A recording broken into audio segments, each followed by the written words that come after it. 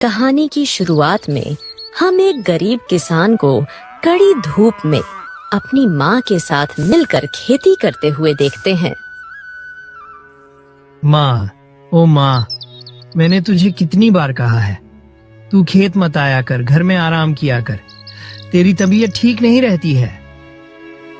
राकेश बेटा, मैं तो तेरी मदद करने आती हूँ। घर पे आराम कर कर के थक गई तो सोचा तेरे काम में हाथ ही बटा दूं।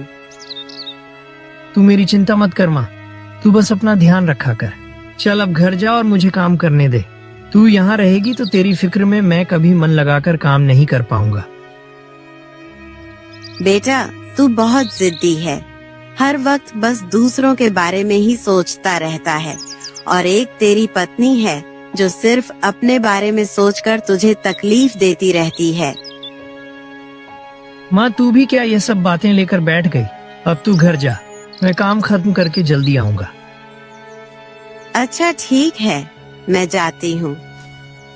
राकेश की बात सुनकर माँ वहाँ से चली जाती है।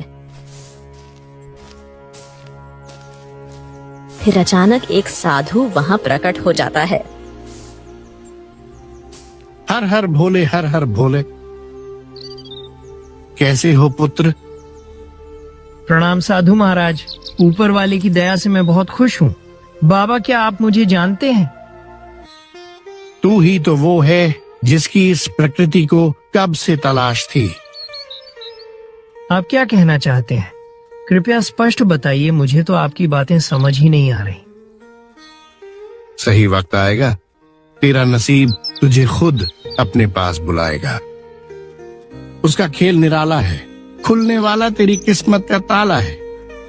साधु बाबा, आप तो मुझसे पहेलियों में बात करने लगे। मैं तो एक साधारण सा इंसान हूँ, इन सब बातों से मेरा क्या लेना देना। सही समय आने पर तुझे सब पता चलेगा। पुत्र, धैर्य रख और कर्म किए जा। तेरा कर्म ही तुझे रास्ता दिखाएगा। वो तेरा कब से इंतजार कर रही है। कौन? आप किसकी बात कर रहे हैं? बाबा, मैंने आपको इस गांव में तो आज से पहले कभी नहीं देखा। क्या आप कोई मायावी हैं? और आप मुझे क्या बताना चाह रहे हैं? साधु बाबा बिना कोई जवाब दिए वहाँ से गायब हो जाते हैं। ये क्या? वो बाबा न जाने कहाँ गायब हो गया। कहीं मैं कोई सपना तो नहीं देख रहा। ऐसी विचित्र घटना मेरे साथ ही क्यों घटित हुई? हे भगवान, आखिर तू क्या चाहता है? चल ठीक है, मैं सब कुछ तेरे ऊपर छोड़ता हूँ। तूने मेरे लिए जो भी सोचा होगा अच्छा ही सोचा होगा।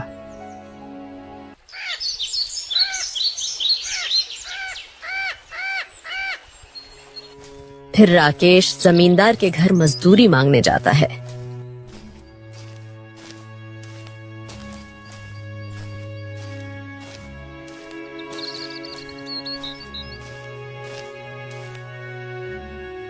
बोल राकेश, हो गया खेत का सारा काम? कहीं तूने कोई काम चोरी तो नहीं की? नहीं नहीं जमींदार साहब, ये तो पूरे गांव को पता है। मैं कभी भी अपने कर्म में गद्दारी करने का नहीं सोच सकता। तो बोल कैसे आना हुआ? मैं अपनी मजदूरी लेने आया हूँ। आपने पिछले 2 हफ्तों से मुझे एक भी मजदूरी नहीं दी है। मैं बहुत मुश्किल से घर चला रहा हूँ। अब तो अनाज भी खत्म होने को आया है। तुझे क्या लगता है मैं तेरे पैसे लेकर भाग रहा हूँ? नहीं, मेरा ये मतलब नहीं था। आप गलत समझ रहे हैं। देख, अभी मेरे हाथ तंग हैं। शहर में अनाज का व्यापार करना बहुत मुश्किल हो रहा है। अब तू ही बता, जब मेरे पास ही धन नहीं आ रहा तो मैं तुझे कहाँ से दूं? ठीक है, जब व्यापार अच्छे से होने लगे तो आप मुझे एक बार में ही सारी मजदूरी दे देना। तब तक मैं समझूंगा कि मेरे पैसे आपके पास जमा है। इतना बोलकर राकेश मुंह लटकाए घर चला जाता है, जहां उसकी पत्नी सुनीता उसे ताने मार के कहती है, आ गए घर, आज भी खाली हाथ ही लौटे हो। मुझे तो पता ही था तुम्हारे साथ रहकर मेरी कोई जरूरत पूरी नहीं होगी। 2 वक्त की रोटी तो ढंग से खिला नहीं पाते हो, मेरी इच्छाएं कैसे पूरी करोगे? अभी तो मेरा बेटा थक हार कर घर आया है, थोड़ी देर उसे चैन की सांस तो लेने दो, उसके घर आते ही तुम शुरू हो गई। माँ जी, आप बीच में मत बोलिए। ये हम पति पत्नी के बीच की बात है। वैसे भी मैंने कुछ गलत नहीं कहा। आपका बेटा बिल्कुल निकम्मा है, बस समाज सेवा में लगा रहता है और अपने घर में अंधेरा करता है। थोड़ी तो लिहाज कर लो बहू, वो तुम्हारा पति है, तुम्हें तो उसकी इज्जत करनी चाहिए। काहे का पति? मेरी तो किस्मत ही फूटी है जो मैं इस घर में शादी करके आई। मैंने इन्हें कितनी बार कहा है अपना कोई नया कारोबार शुरू करें, दूसरों की तरह मुनाफा कमाएं, पर इन्हें मेरी बात समझ ही नहीं आती। मुझे पता है तुम क्या चाहती हो कि मैं गलत तरीके से काम करके जल्दी से धनी बन जाऊं। पर सुनीता, तुम ये क्यों भूल जाती हो कि पैसा ही सब कुछ नहीं होता। गलत तरीके से कमाया हुआ पैसा काला धन होता है, वहाँ लक्ष्मी वास नहीं करती। मुझे समझाने की जरूरत नहीं है। यह कलयुग है, यहाँ सबको अपनी अपनी पड़ी है। तुम तो सबका भला करते हो, सबके लिए सोचते हो, भगवान को याद करते रहते हो, तो फिर भगवान तुम्हें जल्दी से अमीर क्यों नहीं बना देता है? बस करो भाग्यवान, और कितना कोसोगी ऊपर वाले को। देखना एक दिन वही हमारी तकदीर बदलेगा और तुम्हें सही रास्ता दिखाएगा। मुझे ज्यादा ज्ञान मत दो। कुछ दिनों में मेरी सहेली की शादी है। चुपचाप मुझे नए कपड़े दिला देना और कुछ पैसे देना, मैं उसे अच्छा सा तोहफा दूंगी। मेरा बेटा काम करके अपनी कमर तोड़ता है और तुम्हारी फरमाइश तो खत्म ही नहीं होती है। बेटा राकेश, चलो हाथ मुंह धोकर कुछ खा लो। सुबह से भूखे प्यासे खेत में काम करते हो। नहीं माँ, मुझे अब भूख नहीं है। मैं थोड़ी देर के लिए सैर करने बाहर जा रहा हूँ। बीवी के ताने सुनकर राकेश दुखी होकर जंगल में चला जाता है।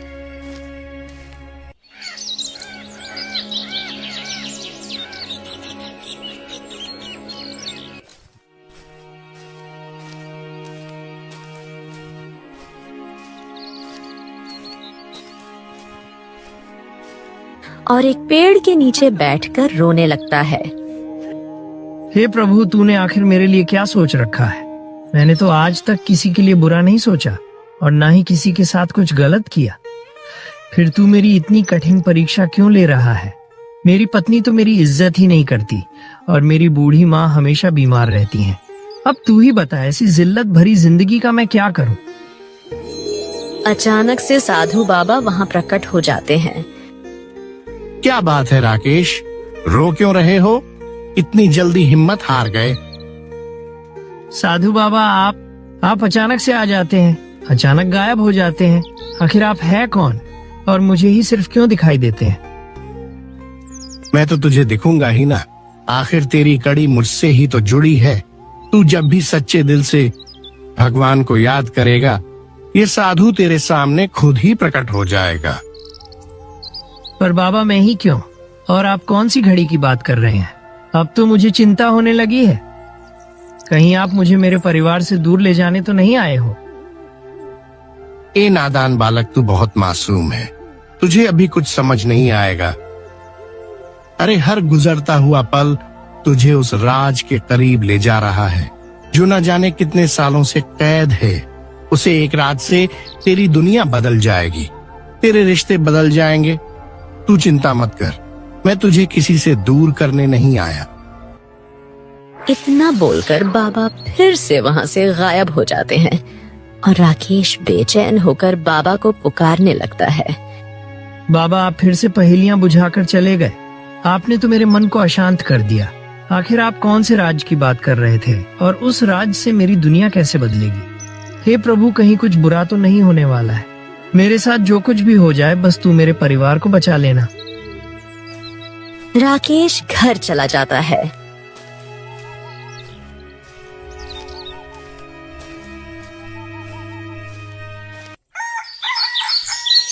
अगली सुबह होते ही उसकी माँ की तबीयत बहुत खराब हो जाती है। माँ, ओ माँ, सूरज सर पर आ गया है। तू अभी तक सो रही है? पहले तू कभी इतनी देर तक नहीं सोई। अब उठ भी जा माँ। हे भगवान, माँ का शरीर तो तेज बुखार से तप रहा है। अरे सुनीता, जल्दी आओ।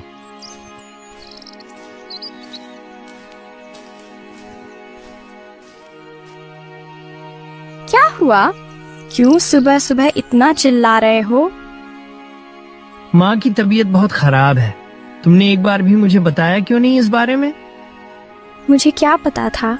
मुझे तो अभी तुमसे ही पता चल रहा है कि तुम्हारी माँ बीमार है। रात तक तो अच्छी भली थी। मुझे तो लग रहा है ये नाटक कर रही है।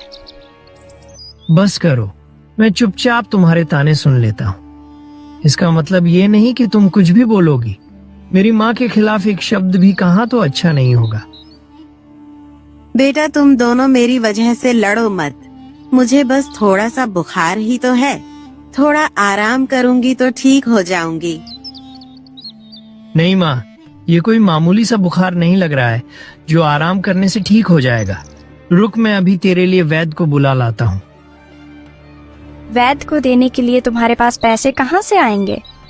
मेरे लिए तो तुम्हारी जेब से 1 रुपया नहीं निकलता है और अपनी माँ के लिए वैद्य बुलाने का सोच रहे हो। तुम्हें तो मैं जितना भी दे दूं कम ही लगेगा। तुम्हारा लालच कभी खत्म ही नहीं होता। एक माँ ही है जो मुझे निस्वार्थ मन से प्रेम करती है। मैं माँ को बचाने के लिए कहीं से भी पैसे ले आऊंगा।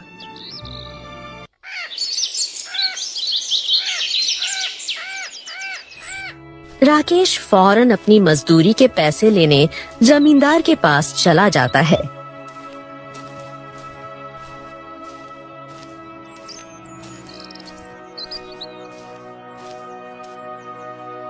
जमींदार साहब, मुझे पैसों की बहुत जरूरत है।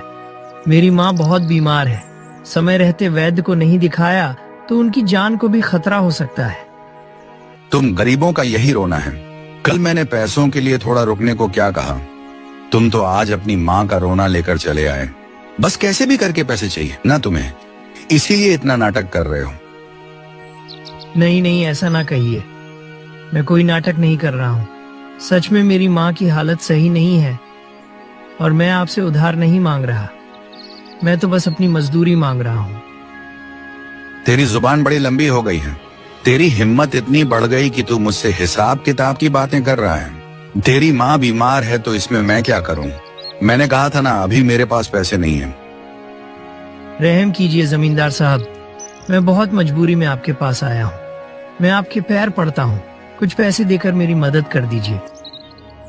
दूर हो जा मुझसे। मैंने जो कह दिया सो कह दिया। जब मेरे पास है ही नहीं तो मैं तुझे कहां से दूं? मेरे आगे गिड़गिड़ा कर अपना समय मत बर्बाद कर। जाकर अपनी माँ की सेवा कर। क्या पता बुढ़िया कब दम तोड़ दे।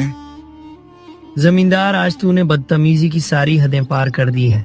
तुझे तेरी अमीरी का बहुत घमंड हो गया है। बड़े बूढ़ों का लिहाज करना भूल गया है।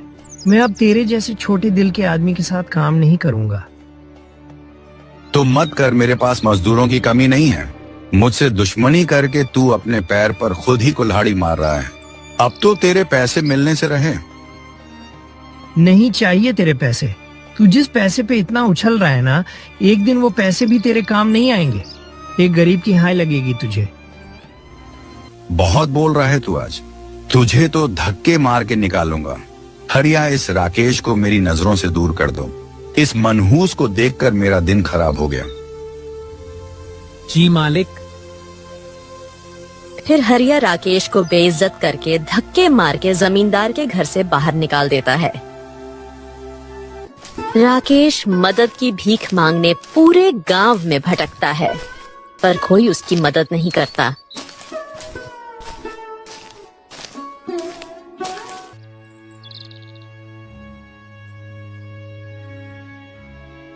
कोई तो मदद कर दो। अब मैं कैसे अपनी माँ को बचाऊंगा? सारे रास्ते बंद हो गए हैं। मैं तो खुद को बहुत लाचार महसूस करने लगा हूँ। भगवान, ऐसी जिंदगी देने से अच्छा तो तू मुझे मार दे। मैं तो अपनों के भी किसी काम नहीं आ पा रहा हूँ।